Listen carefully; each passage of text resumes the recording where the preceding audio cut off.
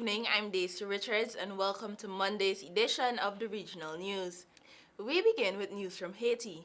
More than 2,500 people were killed or injured in gang violence in Haiti from January through March, up to 53% from the last 3 months of 2023, the United Nations Integrated Office in Haiti, BINUH, said on Friday.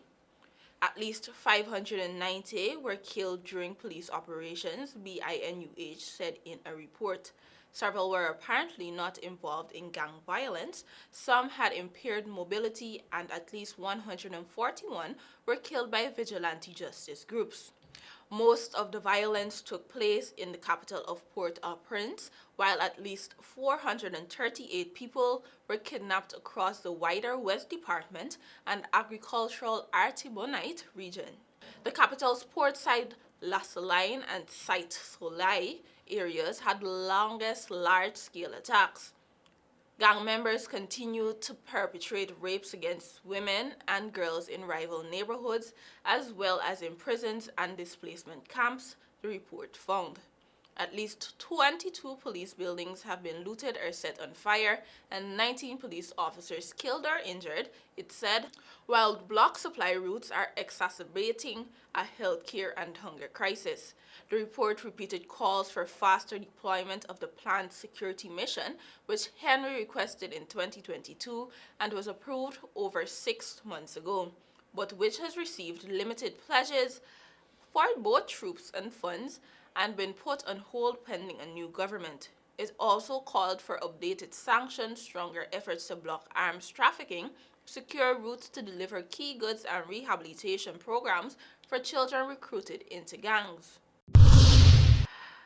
While in Trinidad, former Energy Minister Kevin Ramnarine is disputing statements made by Energy Minister Stuart Young that the decision by the U.S. government to reimpose sanctions on Venezuela's oil and gas sector does not affect the special amended license that was issued to the government of Trinidad and Tobago on October 17, 2023.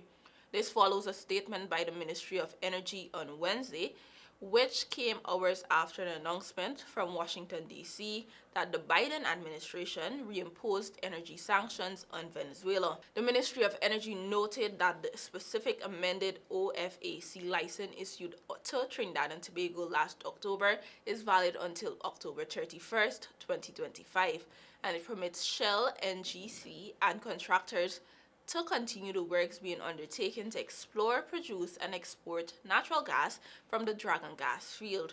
Regarding the cost of the Dragon deal, Ramnarine said such a venture could run into hundreds of millions of dollars, possibly up to $1 billion, citing there are wells which have to be drilled as well as other infrastructure, which takes time. Further, he said the way the U.S. foreign policy works is that having imposed the sanctions in the first place means it is highly unlikely the U.S. would make any moves to relax these sanctions in the near future. Then, with the election looming in the U.S. in November, Ramnarine said there is always the potential for change in the White House.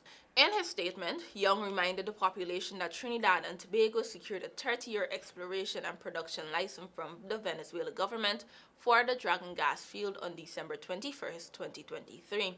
He said the work to explore, produce, and export the natural gas from Dragon to Trinidad and Tobago is continuing. Finally, news from Venezuela. Venezuela's major opposition coalition will back Edmundo Gonzalez for president in July's election, its leadership said on Friday. After intense internal negotiations determined who could take on President Nicolas Maduro, the opposition has struggled to define a candidate for the July 28 contest since the South American nation's top court upheld a ban on office for the winner of the opposition primary, Maria Corina Machado. She says the ban is illegal. The ban and several recent arrests of activists and opposition members have drawn repeated international condemnation.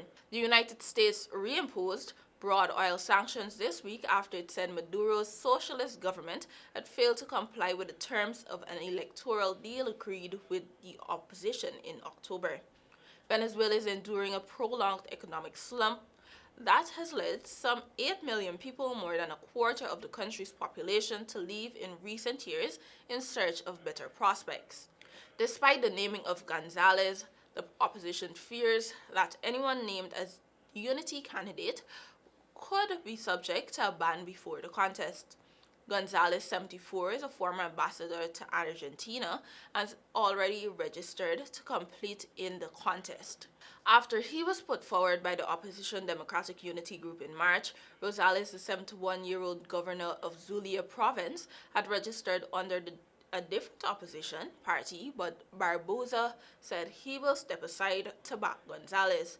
Some 46% of people polled by Moore Consulting this month said they would support the candidate backed by Machado, while some 21% said they would support Maduro, and 5% said they would vote for Rosales. Thank you for watching and do have a productive week. Until next time.